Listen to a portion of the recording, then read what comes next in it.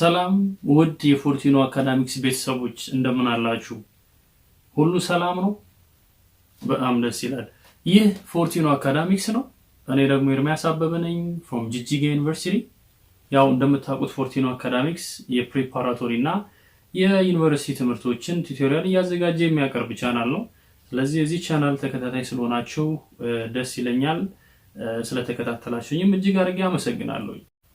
ያው ይሄ ቪዲዮ እየተሰራ ያለው በ2012 መገባደጃ ላይ ነውና የሚመጣው አመት 2013 ለሁላችንም ደስ የሚል አመት እንዲሆንልን እየተመኘው ለሁላችሁንም መልካም አዲስ አመት ለማለት እወዳለሁ።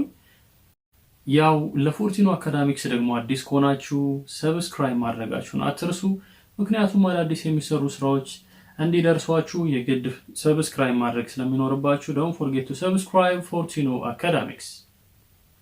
ዛሬ ይዤላችሁ የቀረብኩት ቱቶሪያል is from the course Introduction to Economics ወይም ፍሬሽማን ኢኮኖሚክስ የሚባለውን ለፍሬሽማን ዩኒቨርሲቲ ተማሪዎች የሚሰጠውን ኮርስ ይሆናል ማለት ነው። በነገራችን ላይ ይሄንን ኮርስ ዩኒቨርሲቲ ፍሬሽማን ተማሪዎችም ይሁኑ ደግሞ ሌሎች ተማሪዎችም ልክ እንደ 11ኛ ክፍል ተማሪዎች ወይም የ12ኛ ክፍል ማትሪክ ተፈታኞች ይሄን ቱቶሪያል መከታተል የምትችሉ ይሆናል የሚል መልእክቴን በዚሁ አስተላልፋለሁ። በነገራችን ላይ ኖቱ የተወሰደው it is from the module prepared by Ministry of Science and Higher Education of Ethiopia የሚኒስትሪ ኦፍ ሳይንስ ኤንድ ሃየር ኤዱኬሽን ኦፍ ኢትዮጵያ ለፍሬሽማን ዩኒቨርሲቲ ተማሪዎች ይሆናል ብሎ ያዘጋጀው ሞጁል ላይ ነው ኖቱን እየወሰድኩኝ የማስተምራችሁ። ስለዚህ this course is supposed to be given for university freshman undergraduate degree students. Anyways ዛሬ ከፍሬሽማን ኢኮኖሚክስ ላይ ቻፕተር 5ን ይዤላችሁ ቀርብ ያለው ቻፕተር 5 is what we call market structure ይባላል። so market structureን የምናስተዋውቅበት ፓርት 1 ቪዲዮ ነው ማለት ነው ለቻፕተር 5። መጀመሪያ ግን ዲቴል ከመግባታችን በፊት ማርኬት ስትራክቸር ምን ማለት ነው የሚለውን ትንሽ ሴንስ ሰጥቻችሁ ለማለፍ ፈልጋለሁ። let us take two examples ሁለት ምሳሌዎችን እንውሰድ። የኤርላይን ቲኬት ሽያጭንና ኮካ ኮላ እንዴት እንደምትገዙ ወይም ማርኬቱ ምን ይመስላል የሚለውን ለማየት እንሞክራለን። ምክንያቱም ማርኬት ስትራክቸር ማለት characteristics of the market ማለት ነው። ነጋዴውና ገዢው የሚጫወቱበት ሜዳ ምን አይነት ነው characteristics ለማለት ተፈልጎ ነው። ሰው ኤርላይን ቲኬት የምትገዙበት የገበያ ሂደት ስንት ሻጭ አለ፣ እንዴት ነው ቲኬቱ የሚሸጠው፣ አገልግሎቱን እንዴት ነው የምትጠቀሙት የሚለውና ኮካ ደግሞ ከሰፈር ላይ ዝም ብላችሁ የምትገዙት አገዛዝ በየሱቁ የሚገኘው ኮካ ኮላ የሁለቱ የማርኬት characteristics ስናስበው ይለያያል አይደል? አዎ። ስለዚህ ለተለያዩ ፕሮዳክቶች ያሉ የማርኬት ስትራክቸር ታይፖችን ነው ማለት ነው ቻፕተር 5 የሚያስተምረን። ዛሬ የምናደርገው በፓርት 1 ምንድነው አራት ማርኬት ስትራክቸሮች አሉ።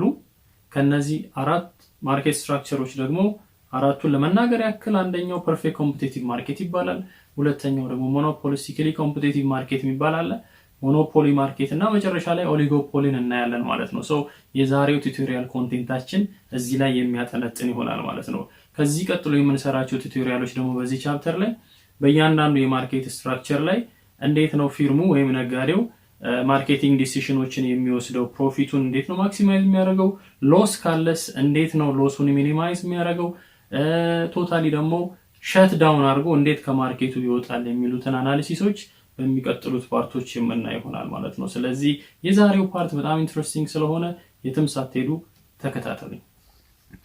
Okay, now in order to introduce you እንደ ኢንትሮዳክሽን ለመግባት ያክል ደግሞ እቺን ነጥብ እናነሳና ወደ አራቱንም የማርኬት ታይፕስ ወይም ታይፕስ ኦፍ ማርኬት ስትራክቸር የሚባሉትን ዲስከስ ወደምናደርግበት ፖይንት እንሄዳለን። ከዛ በፊት ግን ማርኬት ምንድነው? ማርኬት ስትራክቸር ምንድነው? በተለይ ደግሞ the word itself ማርኬት ማለት ምን ማለት ነው? እስቲ አስቡት። when you hear the word ማርኬት የሚለውን ወርድ ስትሰሙ ምን ይመስላችኋል? መርካቶ አለ ለምሳሌ ሁላችንም የምናውቀው። እንደገና ደግሞ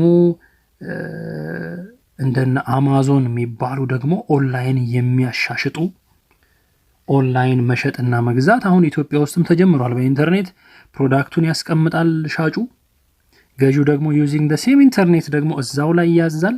እዛው ኢንተርኔቱን ተጠቅሞ ክፍያ ይከፍላል።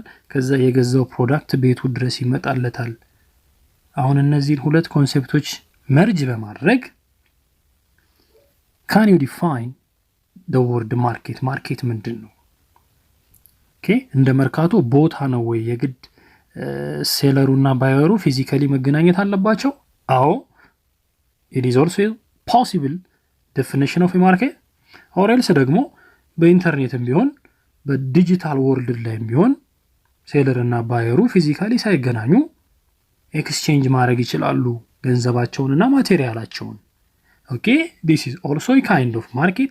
so ሁለቱም መርጅ ስናደርግ what kind of definition can we get about the market? ማርኬት ምንድን ነው የሚለውን እንዴት ማግኘት እንችላለን ማለት ነው። so first this chapter discusses how a particular firm makes a decision to achieve its profit maximization objectives. ኦኬ ወደ በኋላ ላይ ወደ ማርኬት ኮንሴፕቱ መለሳለሁ። ግን ይሄ ቻፕተር የሚያተኩረው how a given firm ማለት ሴለር ነው ወይም ፕሮዲዩሰር ነው፣ አምራች ነው፣ ሻጭ ነው። how the seller is making a decision. okay decision in a sense ውሳኔ የሚወስነው እንዴት ሆኖ ነው ማለት ማን ነው የሚወስነው? ዲሲሽኑ ዲሲሽን A ዲሲሽን B ዲሲሽን D C እያለ እንዲመርጥ የሚያደርገው የትኞቹ ኮንዲሽኖች ናቸው? ኤን እንዲመርጥ የሚያደርገው ምንድነው? ቢን እንዲመርጥ የሚያደርገው ምንድነው? ይሄ ማርኬት ስትራክቸሩ ነው ይላል። ኦኬ first of all ግን firms or sellers are making decision የሚወስዱት እንቅስቃሴ ወይም ውሳኔዎችን ብዙ ጊዜ የሚያስተላልፉት ምን ለማግኘት ነው? ዋና ዓላማው የሻጩ ምንድነው? always the objective of a seller is profit and it must be maximized. so the objective of any seller is profit maximization. ስለዚህ profit maximization ላይ ለመድረስ ወይም in order to maximize a profit the firms will make different kinds of decisions, and these decisions, the type of decisions that a seller is making depends on the market structure. በሚጫወትበት ሜዳ ላይ ይወሰናል እያንዳንዱ ዲሲሽኑ ማለት ነው። ለምሳሌ እግር ኳስ ቡድን በጣም ቀዝቃዛ ወደሆነ ሀገር ሲሄድ እንዴት አድርጌ ልጫወት? አሁን ለምሳሌ የድሬዳዋ ከነማ ቡድን ተነስቶ ወደ ባህር ዳር ሄዶ ቢጫወት ባህር ዳር በጣም ቀዝቃዛ ነው፣ ድሬዳዋ ደግሞ በጣም ሞቃታማ ነው። ስለዚህ እነዚህ የድሬዳዋ ተጫዋቾች ምንድነው የሚወያዩት? ይሄንን የአየር ሁኔታ በመገንዘብ የሜዳውን ሁኔታ በመገንዘብ የደጋፊውን ሁኔታ በመገንዘብ ጎል ለማግባት ኦብጀክቲቫቸው ማሸነፍ ነው አይደል? ጎል ለማግባት ማድረግ ያለብን አጫዋወት ይሄ ነው ብለው የሚወስኑት it is based on a playground የሚጫወቱበትን ስትራክቸር አውቀውታል። ኦኬ ምን አይነት ሜዳ ምን አይነት አየር ሁኔታ የሚለውን ሁሉ አውቀውታል። so similarly a seller itself ወደ ገበያም ስንመጣ እንደ ሻጭ ምን አይነት ሜዳ ላይ እንደሚጫወት ዙሪያው ላይ ያሉት ሻጮች ምን አይነት እንደሆኑ ማወቅ መቻል አለበት። ኢንቫይሮንመንቱን ማወቅ አለበት። ይሄ ኢንቫይሮንመንቱ is a market structure ማለት ነው። so a firm's decision to achieve this goal, which is profit maximization, is dependent on the type of market in which it operates ማለት ነው። የሚጫወትበት ሜዳ ያ ሜዳ ደግሞ የማርኬት አይነት ነው ይወስነዋል ይላል። ኦኬ to this effect we distinguish between four major types of markets. ስለዚህ ነጋዴዎች ሊጫወቱበት የሚችሉትን ሜዳ በአራት እንከፍለዋለን። ማርኬት ስትራክቸሮች in which sellers operate will be classified or can be classified into four. በነገራችን ላይ የሆነ ነገር ወይም በሆነ ብዛት ይከፈላል ሲባል the first thing that you have to ask is based on what criteria are we classifying this thing? ለምሳሌ የሰው ልጅ በስንት ይከፈላል ብላችሁ ምንም ሳያስብ አንዳንዱ በሁለት ይላል። እንዴት ስትለው በሴት እና ወንድ እንደዛ ልትለኝ የምትችለውማ ክራይቴሪያው ጾታ ቢሆን ስለዚህ before answering the question ጥያቄውን ከመመለስ በፊት ምን ማድረግ ነበረብህ? በምን ክራይቴሪያ ብለህ መጠየቅ ነበረብህ። በዜግነት ቢሆን አሜሪካዊ፣ ኢትዮጵያዊ፣ ቻይናዊ እያልን ብዙ እንከፋፍላለን። ስለዚህ የሰው ልጅ በስንት ይከፈላል ሲባል በምን ክራይቴሪያ ብለን መጠየቅ መቻል አለብን። ስለዚህ እዚህ ጋርም ስንመጣ ማርኬትስ አር ክላሲፋይድ ኢንቱ 4 ይላል። በምን ክራይቴሪያ? ብዙ ክራይቴሪያዎች ሊኖሩ ይችላሉ፣ ግን ሜጀር የሚባሉት አንደኛ እዛ ገበያ ላይ ያሉ ሴለሮች ነምበር ሲሆን፣ ሁለተኛ ደግሞ the types of product being involved in the market, the third one ደግሞ ፕራይስን ዲተርማይን ሲያደርጉ እንዴት ነው ዲተርማይን የሚያደርጉት የሚለውም አለ። and the fourth one is going to be and it is the freedom of entry and exit ማርኬት ውስጥ መግባትና መውጣት እንደ ገዢ አዲስ ቢዝነስ መክፈትና መዝጋት እንዴት ነው? ቀላል ነው ከባድ ነው የሚለውም አራተኛ ክራይቴሪያችን ነው ማለት ነው። ሰው based on these criteria በእነዚህ ክራይቴሪያዎች ላይ ተመርኩዘን we can classify the market structures into 4 በስንት እንከፍለዋለን? በአራት እንከፍለዋለን። የመጀመሪያው ምንድነው? perfectly competitive market ይባላል። ያዙት። አንድ ሁለተኛውስ monopolistically competitive market ይባላል። ኦኬ። ሶስተኛውስ oligopolistic market የሚባል አለ። and the last one which is not the least monopoly የሚባል ማርኬት አለ ማለት ነው። ስለዚህ ማርኬት ስትራክቸር በስንት ይከፈላል ማለት ነው? በአራት ይከፈላል። ግን በምን ላይ ተመስርተን ነው በአራት የከፈልነው? አንደኛ the number of buyers and sellers፣ ሁለተኛ ደግሞ the type of products being involved in the market፣ ሶስተኛ ደግሞ the control over price፣ ሴለሮቹ ፕራይስ ላይ ያላቸው ኮንትሮል እንዴት ነው የሚለውን አይተንም እንደ ሶስተኛ ክራይቴሪያ። አራተኛ ክራይቴሪያ ደግሞ freedom of entry and exit into the business or into the market can also be used as a criteria to classify markets ማለት። ከዛ በእነዚህ ክራይቴሪያ ተጠቅመን በስንት ከፈል ነው ማለት ነው? በአራት ከፈል ነው ማርኬት ስትራክቸርን ማለት ነው። right so አንደኛው ምንድነው? perfect competition ይባላል። ሁለተኛው monopolistic competition፣ ሶስተኛው monopoly፣ አራተኛው oligopolistic ወይም oligopoly market ብለን እንከፍለዋለን ማለት ነው። ኦኬ now ቅድም የጀመርነውን የማርኬት ኮንሰፕት ማርኬት ማለት ምን ማለት ነው የሚለውን እዚህ ጋር ሰመራይዝ አድርገን እናልፋለን ማለት ነው። so by definition let's see American Marketing Association የሚባል አሶሲዬሽን ማርኬትን ዲፋይን ያደረገበትን መንገድን ነው። Markets is the process, it is a process. you see place ነው ቦታ ነው አላለም፣ ፕሮሰስ ነው። ይሄ ፕሮሰስ ደግሞ መጨረሻ ዓላማው ኤክስቼንጅ መደራረግ ነው። ኤክስቼንጅ የሚደረገው ደግሞ ምንድነው? ጉድስ ሰርቪስስ ኤንድ አይዲያስ ናቸው። በሻጭና በገዢ መካከል ኤክስቼንጅ ይኖራል። ግን ከዛ በፊት ፕሮሰሱ ምንድነው? ፕላኒንግ ኤንድ ኤክስኪዩቲንግ፣ ማቀድና መፈጸም። ምንን? the conception ማለት መጸነስን፣ ሐሳብን መጸነስን፣ የጸነስነውን ያንን ሐሳብ እና ፕሮዳክት ኦር ሰርቪስ ኦር አይዲያ ደግሞ ለመሸጥ ዋጋ እናወጣለን። ፕራይሲንግ and then ዋጋ ካወጣን በኋላ we have to promote it፣ ማስተዋወቅ አለብን in order to reach the consumers። ከዛ በኋላ ዲስትሪቢዩት እናደርገዋለን ማለት ነው። በዛ የተነሳ ምን ይከሰታል ማለት ነው? we are creating exchanges ማለት ነው። exchange ማለት the buyers are giving up money and the sellers are giving up the product or the service or the ideas ማለት ነው። and it will satisfy ኢንዲቪጁዋል እና ኦርጋናይዜሽናል ኦብጀክቲቮች ይሳካሉ። ሴለሩም እንደግሉ ኦብጀክቲቭ ፕሮፊት ማክሲማይዜሽን ይሳካለታል። ባየሩ ደግሞ ኮንሰምፕሽን ዩቲሊቲ ማክሲማይዜሽን ከሆነም ወደዛው ሂደት ይሄድና ይሳካለታል። ብቻ ዞሮ ኤክስቼንጅ በተፈጸመ ቁጥር there will be satisfaction of individuals ማለት ነው። ሰው የኢንዲቪጁዋሎች ኦብጀክቲቭ ሳቲስፋይ ይሆናል ማለት ነው። so market can be described as a ፕሌስ ማለት እንችላለን፣ እንደ ቦታ እንደ መርካቶ።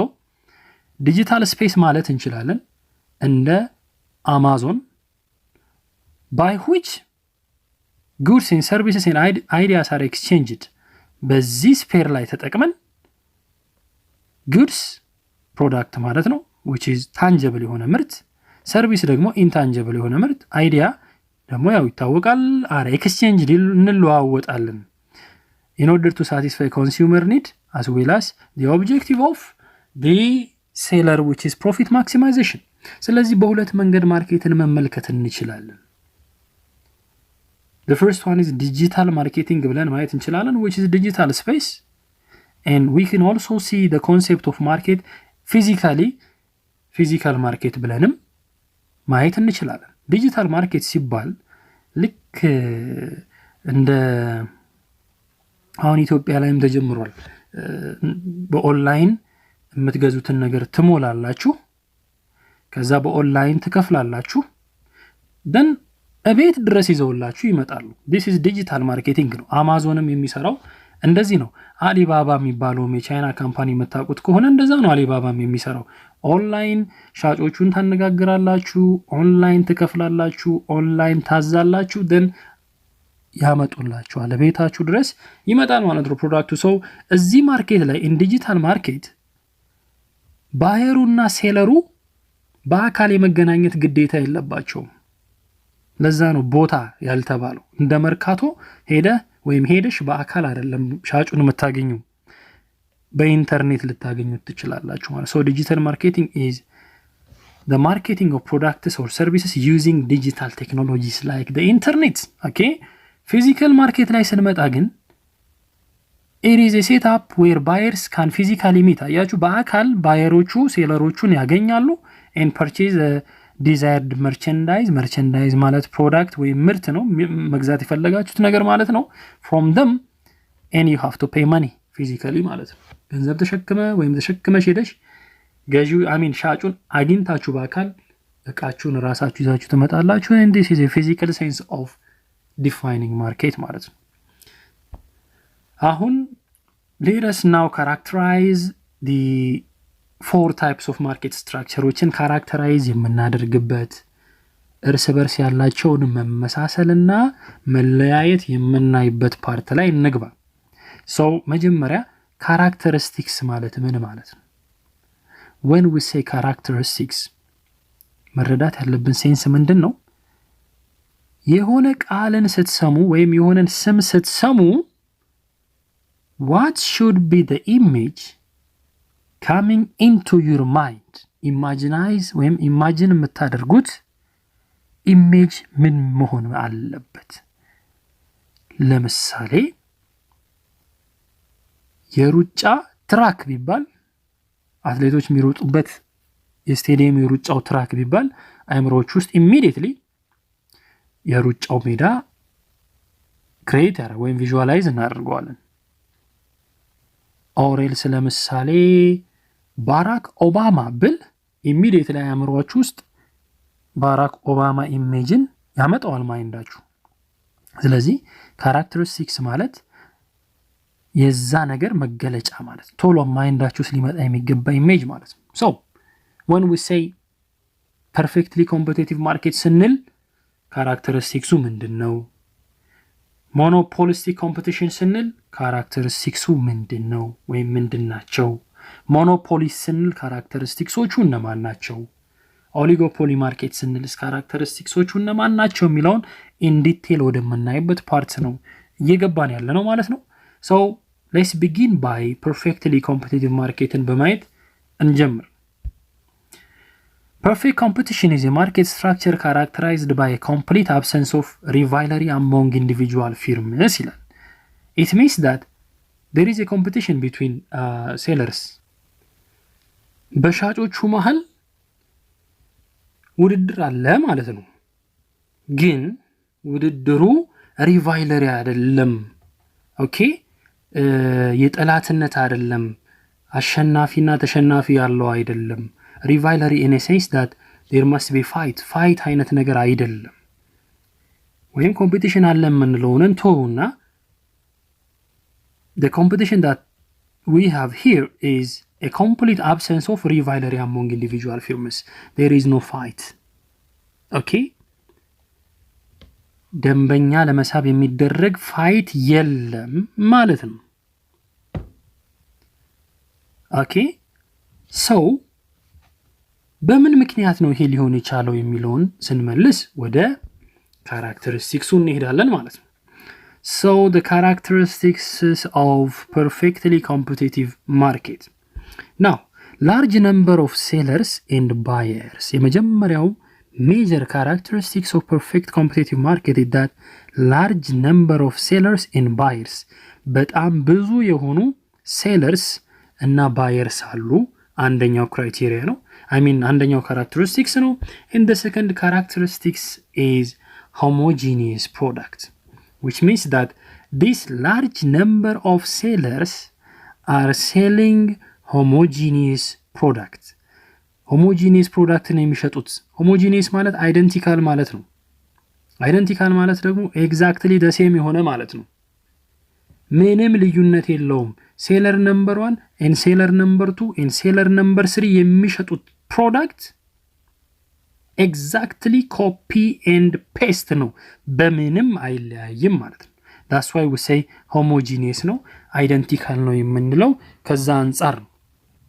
ስለዚህ ሁሉም ሻጭ ለምሳሌ እንደ ኤግዛምፕል የፐርፌክት ኮምፒቲቲቭ ማርኬትን ብንወስድ የግብርና ምርቶችን ለምሳሌ የቲማቲምን ብናይ፣ የድንችን ብናይ፣ የወተት ገበያ ወተት በማንም ይሸጥ በማንም ወተት ነው። ኤግዛክትሊ the same። ቲማቲም ገበያም ልገዙ ይላችሁ ቲማቲም ካያችሁ ኤግዛክትሊ the same ቲማቲም ድንችም እንደዛው። So agricultural products are an example of a perfect competitive market. So we have homogeneous product አለን ማለት ነው። homogeneous ስንል አስምሩበት exactly the same identical የሆነ ማለታችን። identical twin ሲባል ሰምታችሁ የለ? identical twin ማለት መንትዮቹ ልዩነት አላቸው የላቸውም፣ copy and paste ናቸው። so እንደዛ አንደርስታንድ ልታረጉት ያስፈልጋል ማለት ነው። and the third characteristics of a perfect competitive market is perfect mobility of factors of production. First of all, factors of production ማለት ምን ማለት ነው? factors of production are inputs for production ማለት ነው።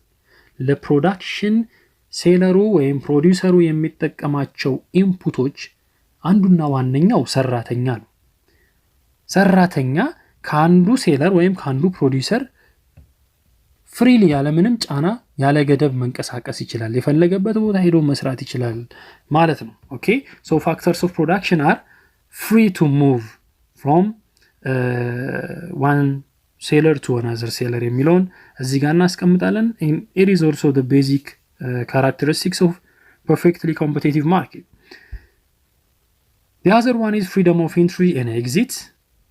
ኢንተር ለማድረግ ማርኬቱንም ኤግዚት ለማድረግ ማርኬቱንም ፍሪደም አለ። ይሄ ማለት ፊዚካሊ ሄደን ገበያ ውስጥ ገብተን የመውጣት ሙሉ መብት አለን እየተባለ ሳይሆን here the concept is እዚህ ቢዝነስ ውስጥ ለመግባት በጣም ቀላል ነው እንደ ሻጭ and also as a seller በቃኝ ቢዝነስ አልፈልገውም ብሎ ዘግቶ መውጣትም በጣም ኢዚ ነው።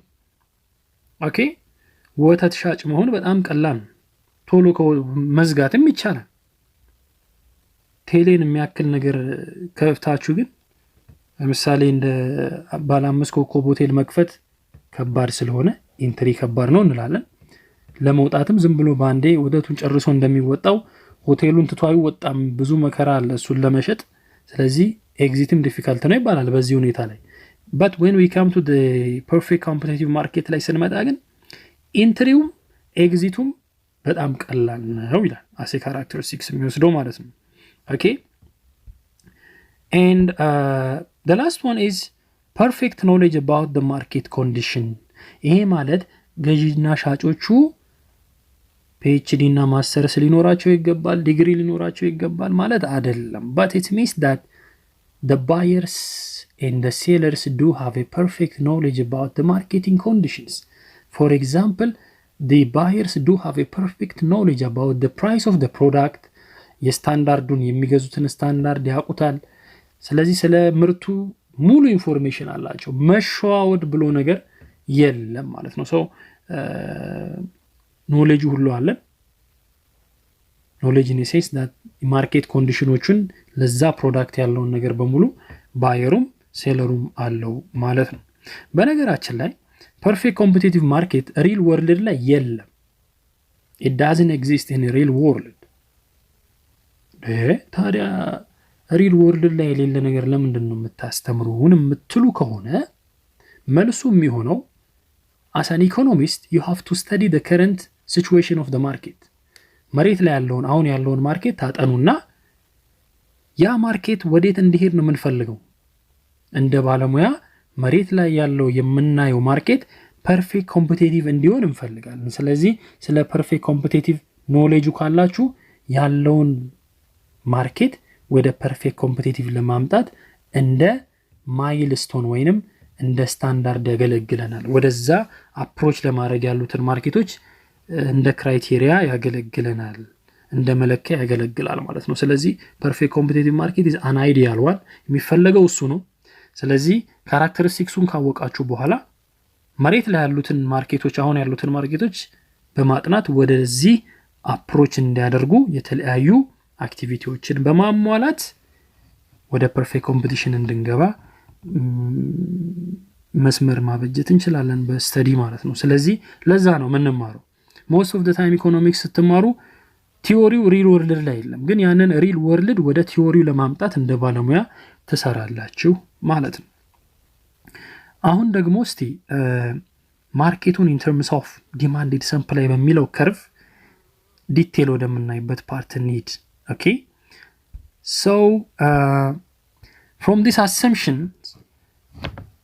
a single producer under perfect competitive markets is a price taker። ኦኬ በዚህ ገበያ ውስጥ ያሉ ሴለሮች በሙሉ ኢንዲቪጁዋሊ ሁሉም ፕራይስ ቴከሮች ናቸው ከተባለ the question that you have to ask is price taker ማለት ምን ማለት ነው? ኦኬ ከምን ጋር እናወዳድረው? ፕራይስ ቴከር ካልሆነ ምንድነው የሚሆነው? ፕራይስ ሜከር ይሆናል። ስለዚህ ፕራይስ ሜከር ማለት you are able to determine the price of your product። የምትሸጡትን ዕቃ ዋጋ የመወሰን መብትና አቅሙ አላችሁ። if you are price taker ከሆናችሁ ደግሞ የሆነ አካል ነው ፕራይሱን ዲተርማይን የሚያደርገው። as a seller and as a buyer your only option is to accept that price። ያላችሁ አማራጭ በቃ ፕራይስ ቴከር ከሆናችሁ በሆነ ኢንቲቲ የተወሰነውን ዋጋ ተቀብሎ ማስተናገድና የራሳችሁን ምርት በዛ ዋጋ መሸጥ ነው ማለት ነው። ያ ኢንቲቲ ማን ነው? who determines the price? ፕራይሱን የሚወስንልን ማን ነው ታዲያ? መንግስት ነው? አይደለም። እና ማን ነው? ትንሽ ዲስከስ እቺን አንድ ሁለት ዲስከሽን ካረኩ በኋላ ማን ዲተርማይን እንደሚያደርግ ወደሚያሳየው ግራፍ ወስዳችኋለሁ። that is at a market price።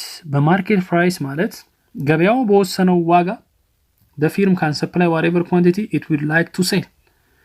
እቺንም ቀጥሎ ዲስከስ አደርጋታለሁ። ግን ምን ለማለት ነች? አንዴ ዋጋው ከተወሰነ በኋላ ፊርሙ ወይም ሻጩ የፈለገውን አማውንት ማቅረብ ይችላል። ይሄ የሚያቀርበው አማውንት ግን ፕራይስን አፌክት አያደርግም። ኢንዲቪጁዋል ሴለር የፈለገውን አማውንት ቢቀንስም ኳንቲቲ ቢጨምርም ፕራይስን አፌክት አያደርግም። ስለዚህ የፈለገውን ኳንቲቲ ቢያቀርብም በሙሉ ያቀርበው ይሸጣል። በነገራችን ላይ ኦኬ whatever quantity the seller wants to sell he or she can sell it out። ሁሉም ይሸጣል። ስለዚህ ስትፈልግ አንድ ሳይፈልግ ሁለት መጨመር መቀነስም ይችላል። ግን አንደርላይን ማድረግ ያለብን ወርድ ምንድነው? ፊርሙ cannot affect the market price። አንድ የተወሰነውን ዋጋ ኳንቲቲ በመቀያየር ቻፕተር 2 ላይ ታስታውሳላችሁ። ሰፕላይ ከርቭ አፕዋርድ ስሎፒንግ ነበር አይደል? ሰፕላይ ከርቭ ግራፉን ካስታወሳችሁ ዋይ አክሲስ ላይ ፕራይስ፣ ኤክስ አክሲስ ላይ ኳንቲቲ ሰፕላይድ and the curve itself supply እንደሚባል አየን። ከዛ በዛ ከርቭ ሪሌሽንሺፕ ስናይ ፕራይስ በጨመረ ቁጥር ኳንቲቲ ዲማንድድ እንደሚጨምር እና ሪሌሽንሺፓቸው ዳይሬክት እንደሆነ አይተን ነበር። ኳንቲቲ ዲማንድድ ከቀነሰ ፕራይስ እንደሚቀንስ አይተን ነበር። ኳንቲቲ ሰፕላይድ ከጨመረ ፕራይሱም እንደሚጨምር አይተናል። ስለዚህ ኳንቲቲ ሰፕላይድ እና ፕራይስ መካከል ያለው ሪሌሽንሺፕ ዳይሬክት እንደነበረ አይተናል። ስለዚህ ሴለሩ ኳንቲቲ በመጨመርና በመቀነስ ዋጋውን መቆጣጠር ይችላል። ዋጋውን ደግሞ የመወሰን መብት ካለው ደግሞ ዋጋውን በመቀነስና በመጨመር ኳንቲቲውን ዲተርማይን ማድረግ ይችላል። እዚህ ጋር ግን የፈለግከውን ኳንቲቲ አውጥተህ መሸጥ ትችላለህ፣ ግን ፕራይሱን አፌክት ማድረግ አትችልም ነው። ኦኬ ሃው የሚለውን ቀጥሎ በግራፍ ምናየው ይሆናል እና አሁንም ዲስከስ ለማድረግ once the price of the product is determined in the market በገበያ ውስጥ ዋጋው ከተወሰነ ድረስ የዛ ፕሮዳክት the producer takes the price በቃ አምራቹ ወይም ሻጩ ያን ፕራይስ ይቀበላል፣ አለቀ እንዳለ ማለት ነው። as given መጨመር መቀነስ አይችልም። ኦኬ መቀነስ ይችላል actually ግን ለምን ይቀንሳል? ገበያ ለመሳብ ይቀንሳል የምትሉኝ ከሆነ ልሽጥ ብሎ ያወጣው ነገር በሙሉ እየተሸጠለት የምን ገበያ መሳብ ብሎ ኮንሴፕት ይመጣል። ልጨምር ካለ ትንሽዬ ሳንቲም ከጨመረ በሙሉ ገዢዎቹን ያጣል፣ ምክንያቱም ከሱ የረከሰ ከጎኑ አለ ማለት ነው በማርኬት ዋጋ የሚሸጥ። ስለዚህ ፕራይስ መቀነስም መጨመርም አያስፈልግም፣ ያለውን የማርኬት ፕራይስ as given ይቀበለዋል ማለት ነው። ኦኬ hence the demand curve እቺ በጣም ኢምፖርታንት ነች። አሁን the demand curve of the firm አይደለም እያለን ያለ ነው እዚህ ጋር አንብቡት። hence the demand curve that the firm faces ነው ፌስ የሚያደርገው ከማን ነው ፌስ የሚያደርገው? ዲማንድ እንደምታውቁት ከከስተመር ወይም ከባየር ሳይድ የሚመጣ ነው አይደል? ስለዚህ በዚህ ማርኬት ውስጥ ከባየር ሳይድ የሚመጣው ዲማንድ ከርቭ ለኢንዲቪጁዋል ሴለሩ እንደተለመደው አይነት ዳውንዋርድ ስሎፒንግ ዲማንድ ከርቭ አይደለም። it is horizontal ነው ዲማንድ ከርቭ። ምንም አይነት ኳንቲቲውን ቢቀያየር ፕራይሱ አይቀየርም ማለት ነው። ለማንኛውም እሱን ዲቴል ለማብራራት let's discuss individual and market demand curves። እዚህ ጋር ሁለት ግራፎች አሉ። አንደኛው ግራፍ ይሄኛው ግራፍ የሚያመለክተን ስለ ገበያው ነው ማለት ሁሉም ሴለር እና ሁሉም ባየርን ይመለከታል። እዚህ ጋር ስንመጣ ግን only አንድ ሴለርን ብቻ ይመለከታል። ባየሩ ሁሉ እንዳለ ሆኖ ማለት ነው። ግን ይሄ ስለ አንድ ሴለር ነው፣ ይሄ ደግሞ ስለ ጠቅላላ ሴለሮችና ባየሮች ነው። so let's begin። ገበያው ላይ ያሉ ገዢዎች በሙሉ የዛች ፕሮዳክት ገዢ የሆኑት let's say የቲማቲም ሊሆን ይችላል። ዲማንድ ከርቫቸው ይሄ ነው። this is a demand curve። ፕራይስ ሲቀንስ ኳንቲቲ ዲማንድድ የሚጨምርበት፣ ፕራይስ ደግሞ ሲጨምር ኳንቲቲ ዲማንድድ የሚቀንስበት ከርቭ ነው። this curve indicates that the relationship between price and quantity demanded is negative or indirectly or inversely related። ከዛ ደግሞ ከሴለሮቹ ሳይድ ይሄኛው ሰፕላይ ከርቭ አለ። this is a supply curve። ሰፕላይ ከርቭ ደግሞ በፕራይስ እና ኳንቲቲ ሰፕላይ ላይ ፖዚቲቭ ሪሌሽንሺፕ ያሳያል አፕዋርድ ስሎፒንግ ስለሆነ። ስለዚህ ፕራይስ ሲጨምር ኳንቲቲ ሰፕላይ ይጨምራል፣ ፕራይስ ሲቀንስ ኳንቲቲ ሰፕላይ ይቀንሳል። ከዛ በሁለቱ የማርኬት ጠቅላላ ባየሩ ዲማንድ እና የጠቅላላ ሴለሩ ሰፕላይ ኢንተርሴክት የሚያደርግበት ቦታ we call it ኢኩሊብሪየም እንለዋለን። ማርኬት ኢኩሊብሪየም እዚህ ጋር ተከሰተ። በዚህ ማርኬት ኢኩሊብሪየም ምክንያት ደግሞ ምን ይወሰናል ማለት ነው? የዚህ ምርት የአንዷ ዩኒት ዋጋ ተወሰነ ማለት ነው። this is equilibrium price። ስለዚህ ቅድም የጠየኳችሁ ጥያቄ በፐርፌክት ኮምፒቲቲቭ ማርኬት ጊዜ ማን ነው ዋጋ የሚወስነው ብለን ስናስብ ማን ነው የሚወስነው ማለት ነው? ማርኬቱ ነው። ማርኬቱ የሚባለው ደግሞ ሻጮቹና ገዢዎቹ በጠቅላላ ባላቸው ኔጎሺዬሽን የሚወሰን ሆኖ ከዛ ማርኬቱ ከወሰነ በኋላ ይሄንን ዋጋ ይሄ ኢንዲቪጁዋል የምንለው ፊርም ቀጥታ እቺን ዋጋ ይቀበላል ማለት ነው። ስለዚህ የሱ ፕራይስ PE ናት the equilibrium price of the market ነው የምትሆነው ማለት ነው። ኦኬ ከዛስ በኋላ ለምሳሌ ምን አይነት ዲማንድ ከርቭ ነው ታዲያ ከኮንሱመሮቹ ይሄ ኢንዲቪጁዋል ፊርም ፌስ የሚያደርገው የሚለውን ለመስራት ይሄ ፊርም ለብቻው ኢንዲቪጁዋሊ if he wants to sell quantity 1 የሚያክል ነው መሸጠው ካለ የሚያገኘው ዋጋ የገበያውን ነው። አይ 2 ነው መሸጠው ሲል አሁንም የሚያገኘው ዋጋ ድሮ ቢሆን ኑሮ በኳንቲቲ ዲማንድድ ህግ በሎ ኦፍ ዲማንድ ህግ መሰረት ኳንቲቲ እየጨመረ ኳንቲቲው ሲጨምር ፕራይስ ምን መሆን ነበረበት? ፕራይሱ እየቀነሰ ነው የሚሄደው አይደለ ገበያ ለመሳብ። ግን አሁንም ኳንቲቲው ሲጨምር ምንም ፕራይስ ሳይጨምር ይሸጣል። አሁን ኳንቲቲ ሲጨምር ምንም ፕራይስ ሳይጨምር ይሸጣል።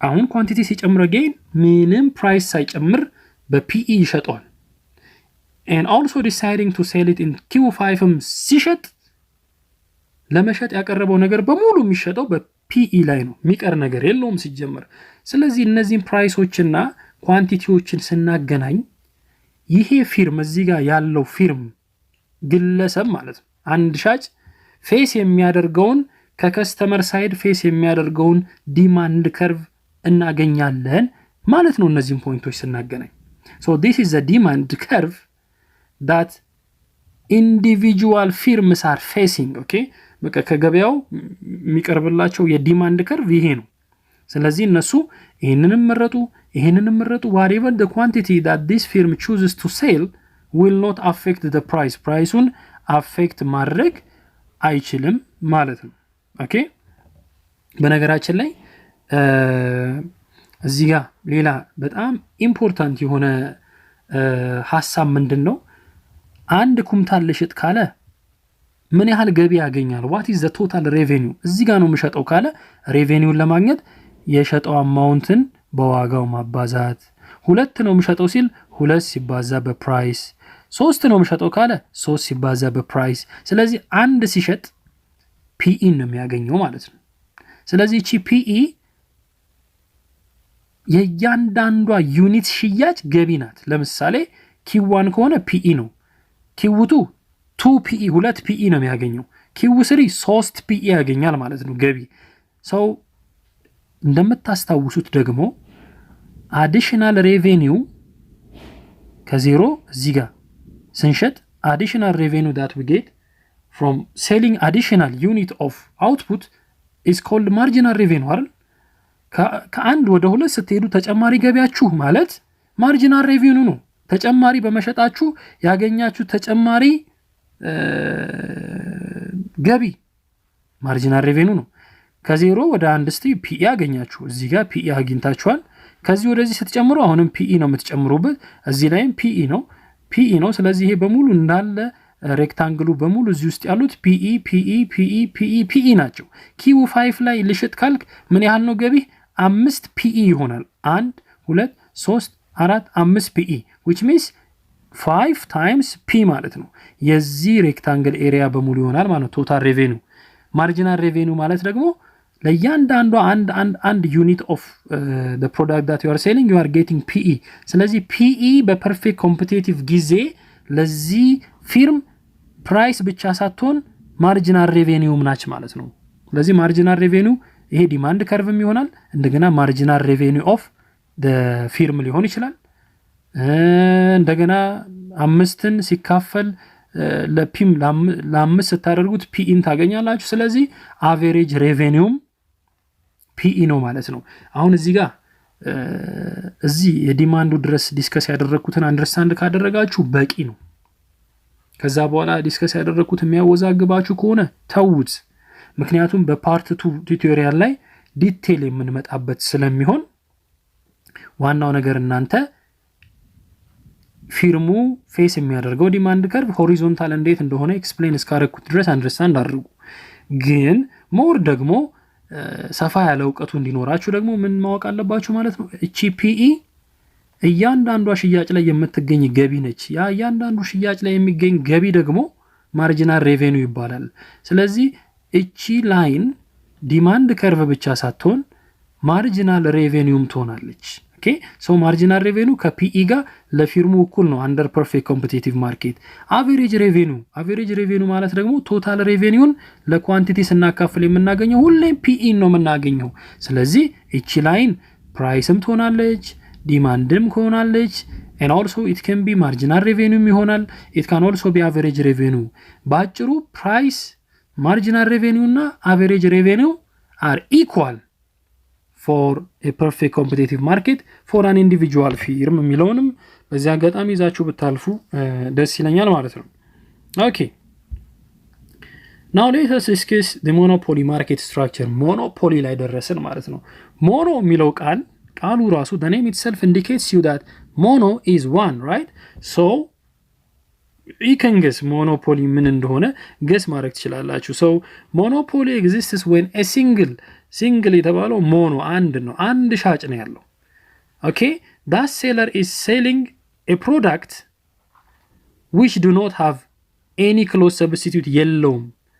ያቺን ምርት the only place that he can get that product is from that seller only ሌላ ቦታ ማትገኝ ናት። ለምሳሌ እስቲ በኢትዮጵያ ደረጃ ስንወስድ ቴሌኮሙኒኬሽን ከኢትዮ ቴሌኮም ውጪ የሚሰጣለ ሰርቪስ የለም። ስለዚህ ኢትዮ ቴሌኮም ሞኖፖሊ ነው ማለት ነው። አየር መንገድስ ከአንድ ሀገር ወደ አንድ ሀገር በፕሌን ሄዳለሁ ብለን ብናስብ አማራጮች አሉን? የለም። በቃ ቴሌ ይሄ 5 ብር ካርድ ነው ካለ 25 ብር መክፈል ነው። ቀንስልኝ ጨምርልኝ ዋጋ ድርድር የለም። ይሄ 10 ብር ካርድ ነው ከተባለ መግዛት ነው በ10 ብር። ከአዲስ አበባ እስከ ጅጅጋ ዋጋው 3000 ብር ነው ካለ ኤርፖርት መደራደር የለም፣ አማራጭ የለም። because the monopoly is a price taker ብቻውን ነው ማለት ነው። ሶ እነዚህ ኤርላይኖች፣ መብራት ኃይል፣ የባቡር አገልግሎት ኢትዮጵያ ውስጥ እነዚህ የሞኖፖሊ ኤግዛምፕል አድርጋችሁ መውሰድ ትችላላችሁ። ከዛ ዲቴል ካራክተሪስቲክሱን ለማየት in monopoly market structure we have one seller which is a single seller ግን የሚሸጥልን ፕሮዳክት ምንድነው? and the product that the seller is selling is a product which do not have any close substitute, no close substitute ወይም ዩኒክ ፕሮዳክት ብለን መውሰድ እንችላለን። ዩኒክ ማንንም አይመስልም። እሱ የሚሸጠውን ፕሮዳክት ሌላ ቦታ ማግኘት አንችልም። ሌላው ሶስተኛ ካራክተሪስቲክሱ ደግሞ ፕራይስ ሜከር ነው። እዚህ ጋር ዋጋ የሚወስነው የምርቱን ማን ነው? ፕራይሱን ዲተርማይን የሚያደርገው ፐርፌክት ኮምፒቲቲቭ ጊዜ ማርኬት ሜካኒዝም ነበር አይደል? ገበያው ነበር የሚወስነው። but at this moment the price is determined by the monopoly, the seller itself። ሻጩ ነው ዋጋ የሚወስነው። ገዢው ምንድነው? ፕራይስ ቴከር ነው።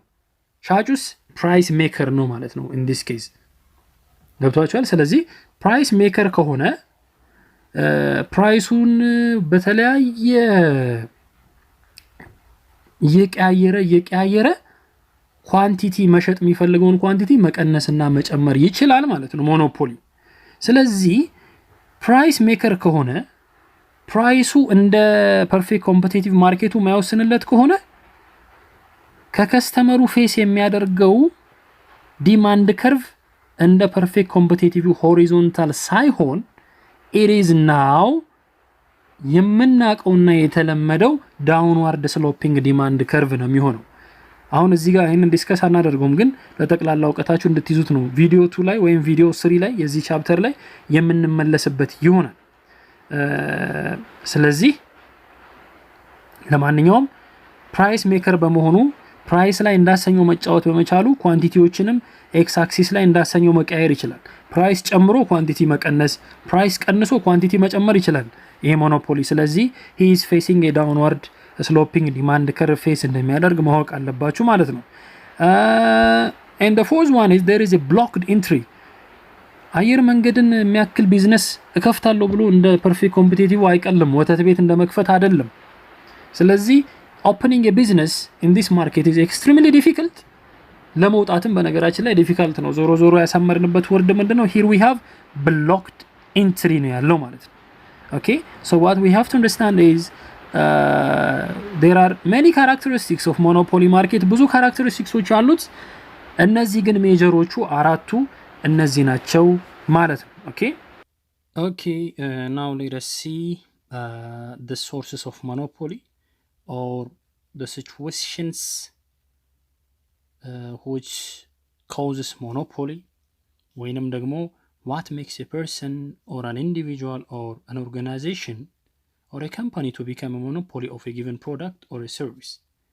አንድ ግለሰብም ይሁን ድርጅትም ይሁን በአንድ ፕሮዳክት ወይም ሰርቪስ ላይ ሞኖፖሊ ሊያደርጉት የሚችሉ ምክንያቶች እነማን ናቸው ማለት ነው ሶርስ ኦፍ ሞኖፖሊ ማለት።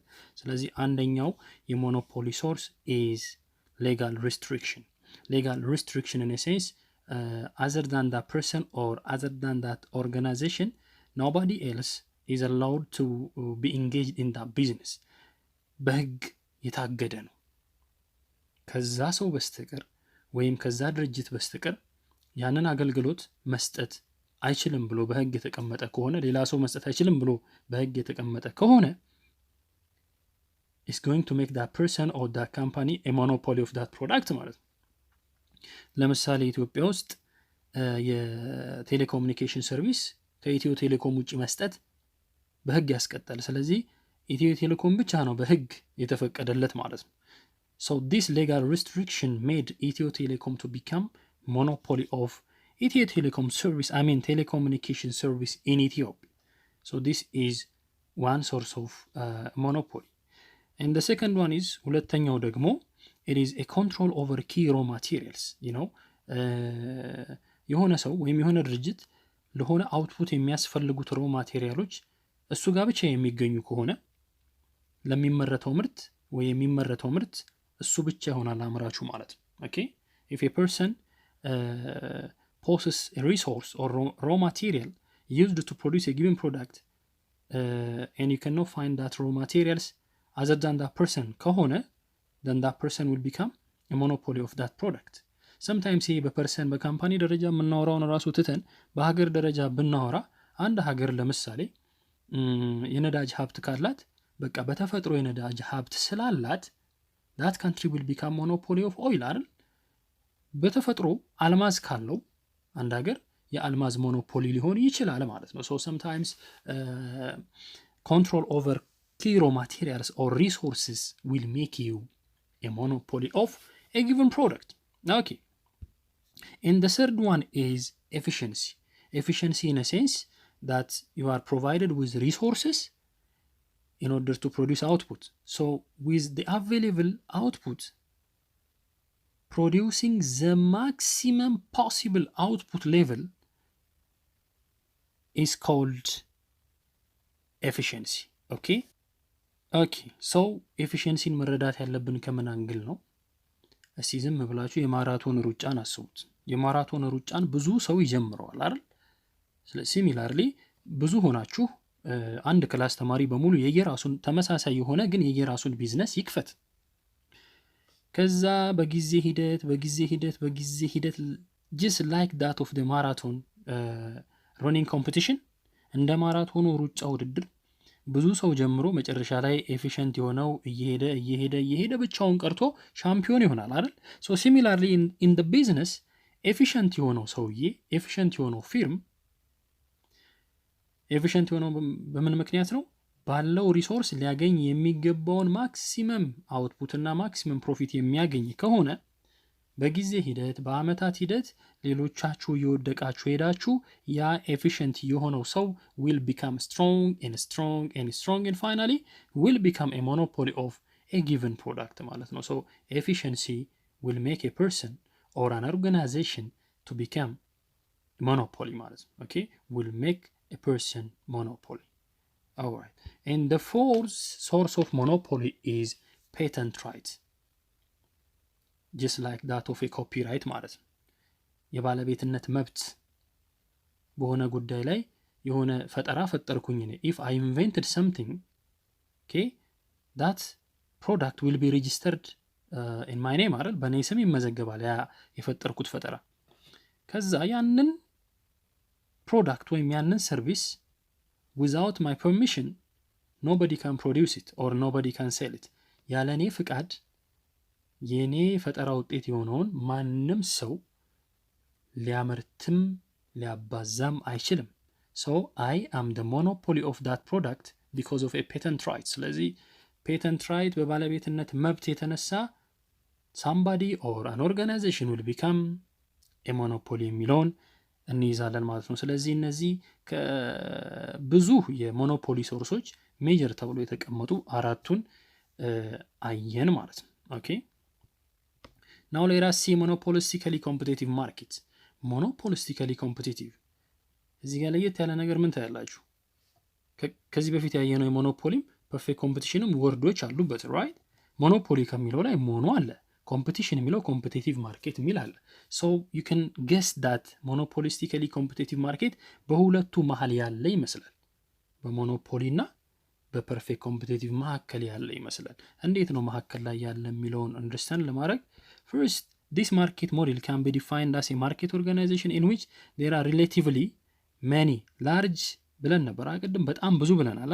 ግን ከዛ አንፃር ሲታይ ከላርጅ አነስ ያለ many firms selling የሚሰጡት ደግሞ እንደ perfect competition homogeneous አይደለም፣ እንደ monopoly unique አይደለም። but here they are selling differentiated products. differentiated products means similar የሆኑ ግን የተለያዩ። ኦኬ ለምሳሌ የሆነ እዚህ ላይ ልናይ የምንችለው የሬስቶራንት ቢዝነሶችን እናያቸውስ። ያ ሬስቶራንት ሆቴሎች ምናምን የሞኖፖሊስቲካል ኮምፒቲሽን የሆነ ሁኔታ ነው ያለባቸው። ግሮሰሪዎች ምናምን ለምሳሌ አንዱ ሬስቶራንት ያለው በየአይነት ምግብና ሌላኛው ሬስቶራንት ላይ ያለ በየአይነት ምግብ ስሙ አንድ ሊሆን ይችላል፣ ግን they are differentiated similar ሆነው ግን exactly the same ያልሆኑ። እዚህ ውስጥ ያሉ የወጥ አይነቶች እዛኛው ሬስቶራንት ካሉት ጋር ሊለያይ ይችላል። ስለዚህ they are selling similar products but they are slightly differentiated የሆኑ ፕሮዳክቶችን ነው የሚስሉት። so this kind of market structure is a blend or a balance ማለት ነው of competition and monopoly። የፐርፌክት ኮምፒቲሽን እና የሞኖፖሊ መካከል ላይ ያለ የማርኬት ስትራክቸር አይነት ነው። ስለዚህ ካራክተሪስቲክሱ ምን አይነት ነው? እዚህ ጋር እንደምትረዱት እነዚህ ሬስቶራንቶች ለምሳሌ ከሌላው የሚመሳሰል ግን ትንሽ የተለየ የራሳቸው የሆነ ምርት አላቸው። ስለዚህ እንደ ሞኖፖሊው ቅድም እንዳየነው ሞኖፖሊ ትንሽ ለየት ያለ ምርት አላቸው፣ ከሌሎቹም ጋር ደግሞ የሚያመሳስላቸው አለ። ግን እንደ ሞኖፖሊው ለየት ያለ ፕሮዳክት ትንሽም ቢሆን ለየት ያለ ፕሮዳክት በመያዛቸው ፕራይስን ዲተርማይን የማድረግ አቅም ይሰጣቸዋል። በቃ እነሱ ጋር ሄዳችሁ የምትበሉት ለየት ስለሚል ኳሊቲውም ካማረ ዋጋ ከሌላው የመጨመር መብቱን ይሰጣቸዋል። ስለዚህ ሂር እንደ ፐርፌክት ኮምፒቲሽን ሆሪዞንታል የሆነ ዲማንድ ከርቭ አይደለም ፌስ የሚያደርጉት። so their demand curve will be similar to that of the monopoly, downward sloping የሆነ monopoly demand curve ነው ፌስ የሚያደርጉት ማለት ነው። so in order to see a detailed characteristics of monopolistically competitive market, ዲቴሉን ደግሞ ለማየት monopolistically competitive የሆነ ማርኬት የሚሸጡት ፕሮዳክት is differentiated ነው ብሎ የመጀመሪያ ካራክተሪስቲክስ ይሰጠናል። it means that differentiated ማለት it is not homogeneous በጣም exactly copy and paste የሆኑ ፕሮዳክቶች ሳይሆኑ but they are similar. okay exactly the same አይደሉም but they are similar, which means differentiate የምናደርግባቸው ካራክተሪስቲክሶች አሏቸው ማለት ነው። ለምሳሌ ሬስቶራንት ቢዝነስ ላይ ብንመጣ ሬስቶራንቶች የሞኖፖሊስቲክ ኮምፒቲቲቭ እንደ ኤግዛምፕል የሚወሰዱ ናቸው። አንዱ ጋር ለምሳሌ ሬስቶራንት ጋር የሚሸጠው ምግብ ሌላ ጋርም ሊሸጥ ይችላል፣ ግን በተለያዩ በኢንግሪዲየንቱም ይሁን ባለው የውስጥ ኮንቴንትም ይሁን በጣዕምም ይሁን ከሌላው ጋር ሊለያይ ይችላል። ለምሳሌ አንዱ ጋር ገብታችሁ በየአይነት ብላችሁ የምትበሉት በየአይነትና ሌላ ሬስቶራንት ሄዳችሁ የምትበሉት በየአይነት ውስጡ ባለው አይነት እንኳን ሊለያይ ይችላል፣ ስሙ ደሴም ቢሆንም። so we call a differentiated product የምንላቸው እንደዚህ አይነት ፕሮዳክቶችን ነው ማለት ነው። ስለዚህ አንዱ ሴለር ከሌላው ሴለር ተመሳሳይ ቢሆንም ትንሽ ግን የተለየ የሚያደርገው ካራክተሪስቲክስ ያለው ፕሮዳክት ይሸጣል ማለት ነው። ስለዚህ ልክ እንደ ፐርፌክት ኮምፒቲቲቭ ተመሳሳይ የሆነ ትንሽ ደግሞ ከሞኖፖሊ ይወስድና ደግሞ ትንሽ ለየት ያለ ያደርገዋል ፕሮዳክቱን ማለት ነው። ሲሚላር ነው ግን የሚለያይበት ነጥብ አለው። so if there is something to differentiate your product from other sellers ከሌሎቹ በተለየ የመለየት አቅም ካላችሁ የእናንተን ፕሮዳክት ደግሞ ፕራይስ ላይ የመጫወት መብት ይሰጣችኋል ማለት ነው። ስለዚህ ፕራይስን ዲተርማይን ያደርጋል ማለት ነው ሴለሩ እዚህ ጋር። ኦኬ ፕራይሱን ኮንትሮል የማድረግ አቅም ይሰጠዋል። ፕራይሱን ኮንትሮል አደረገ ማለት ምን ማለት ነው? ፕራይስ ቀንሶ ከፈለገ ብዙ ከስተመር ማምጣት ወይ ደግሞ ፕራይስ ጨምሮ ኳንቲቲውን መቀነስ የሚሸጠውን ማድረግ ይችላል።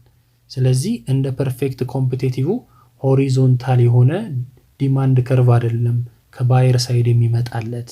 instead of that these monopolistically competitive sellers will face a downward sloping የሆነ ዲማንድ ከርቭ ነው ፌስ የሚያደርጉት ማለት ነው። ያው ስለዚህ there are many sellers relatively lesser than that of the perfect competition, but they are many in number. Okay, ሴለርም ባየርም ብዙ ነው እዚህ ያለው። ከዛ ደግሞ entry and exit. If you want to open a business in a monopolistically competitive market, መግባት ይቻላል። relatively easy ነው። በአሰኘን ሰዓትም ደግሞ በቃኝ ቢዝነሱ ብሎ ዘግቶ መውጣት ይቻላል። ኦኬ በነገራችን ላይ እዚህ ጋር ስለ ማርኬት ብለን ስናወራ we are talking about a market of a single product. እሺ እያወራን ያለነው a market of a single product. many sellers and buyers ሲባል ስለ አንድ ፕሮዳክት ነው የምናወራው እንጂ መርካቶ ጠቅላላ ያ ሁሉ የሚሸጠውን types of products አይደለም የምናወራው. we are talking about a market for a single product. የዛ ማርኬት ስትራክቸር ምንድነው ሲባል የዛ ሲንግል ፕሮዳክት እንጂ ሙሉ ገበያውን እያየን አይደለም. we are talking about a market structure for a single product. So there is an entry and exit freedom in monopolistically competitive market, and also there is existence of non-price competition. እዚህ ጋር ከዋጋ በተጨማሪ እንደ ማስታወቂያ ያሉ እንደ አድቨርታይዝመንት ያሉ ነን ፕራይስ ኮምፒቲሽንስ ያስፈልጋሉ። ምክንያቱም ምርታችን ምንም እንኳን ቢመሳሰሉም ሬስቶራንት ኤ ጋና ሬስቶራንት ቢ ጋ የሚሸጠው በየአይነት ቢመሳሰልም የሚለያይበት ኤሪያ ስላለ የናንተ ምርት ከሌላው ሴለር የተለየ መሆኑንና በጣም ስፔሻል መሆኑን ለማሳየት and in order to attract customers you have to advertise, okay, which means that you have to engage yourself in a non-price competition ውስጥ መግባት ይኖርብናል ማለት ነው. okay, so yes, in monopolistically competitive market ውስጥ there is an existence of non-price competition አለ ማለት ነው. all right, okay, now let's see the last but not the least type of market structure, which is oligopoly market structure የሚባለውን እኔ this is a market structure characterized by አንደኛ few dominant firms ነው ያሉበት በቁጥር ትንሽ የሆኑ ሻጮች ናቸው ያሉት. ኦኬ ፐርፌክት ኮምፒቲሽን ላይ ላርጅ ሴለር ብለን ነበረ፣ ሞኖፖሊ ላይ አንድ ሴለር ብለን ነበረ። ከዛ ደግሞ ሞኖፖሊስቲካሊ ኮምፒቲቲቭ ማርኬት ላይ ደግሞ many sellers ብለን ነበር። እዚህ ጋር ስንደርስ ደግሞ ምን አለን? we said that we have few dominant firms ብለን አስቀመጥን ማለት ነው። so there are few sellers of a single የሆነ የአንድ ስለ አንድ ነገር እንደምናወራ እቁ ማለት ነው። በነገራችን ላይ ኦሊጎፖሊ ማርኬትን የሚሆኑ ኤግዛምፕሎችን ለመናገር ያክል የነዳጅ ማደያዎች አሁን የኦሊጎፖሊ ማርኬት ስትራክቸር ኤግዛምፕል መሆን ይችላሉ። ሌላ ደግሞ የአውቶሞቢል የመኪና ፋብሪካዎች ወይም መኪና መሸጫዎች መገጣጠሚያዎች እነሱ የኦሊጎፖሊ ማርኬት ስትራክቸር ፊው ናቸው። ሻጮቹ ትንሽ ናቸው። ለምሳሌ ኢትዮጵያ ውስጥ አይደል ከዛ አንግል ማየት እንችላለን። የብረታ ብረትም ብሎ የሚጠቅሰዋል ሞጁሉ የብረታ ብረት አምራቾችም እንደዛው በቁጥር ትንሽ ናቸው ብዙ ሀገሮች ላይ። ስለዚህ they can be used as an example of oligopoly market ማለት ነው። and here we have entry barrier አለ። የኦሊጎፖሊ ማርኬትን እኔም ነዳጅ ማደያ ከፍቼ ገባለሁ ለማለት በጣም ከፍተኛ ብር ስለሚያስፈልግ it will be difficult to enter, so we say that there is a barrier to entry ብለን እናስቀምጣለን ማለት ነው። so here products may be homogeneous መሆን ይችላል። ለምሳሌ homogeneous ማለት exactly the same መሆንም ይችላል ነው እንደ perfect competition። ለምሳሌ ነዳጅ ማደያ ላይ የትም ብትሄዱ ናፍጣ ነው። የትኛው ማደያ ላይ ብትሄዱ you cannot find የተለያየ ናፍጣ አታገኙም። ስለዚህ እዚህ ሰዓት ላይ ኦሊጎፖሊው ምን ሆነ ማለት ነው? homogeneous product አለው። homogeneous product ያሉት ኦሊጎፖሊ ማርኬት ደግሞ we call it pure oligopoly ይባላል። if the products are differentiated ከሆነ ደግሞ ፕሮዳክቱ ዲፈረንሺየትድ ከሆነ ኦኬ ለምሳሌ መኪና ፋብሪካዎች የቶዮታ መኪናና